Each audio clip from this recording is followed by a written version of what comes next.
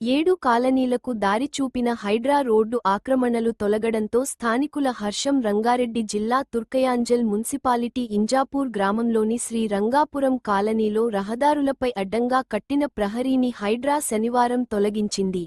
ఈ లేఅవుట్లోని కొన్ని ప్లాట్లను కబ్జా చేయడమే కాకుండా 45 అడుగుల విస్తీర్ణంలో ఉన్న ప్రధాన రహదారిపై ప్రహరీ నిర్మించడంతో శ్రీరంగాపురం కాలనీతో పాటు మరో 6 కాలనీలకు దారి లేకుండా పోయిందని స్థానికులు హైడ్రాకు ఫిర్యాదు చేశారు.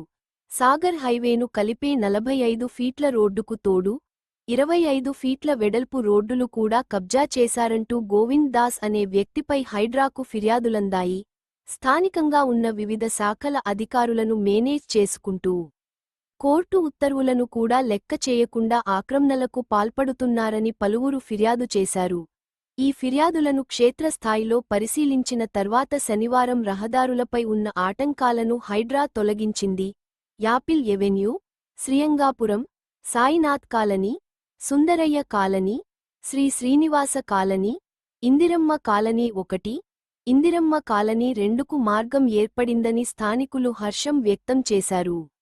ప్రభుత్వానికి, హైడ్రాకు ధన్యవాదాలు తెలిపారు.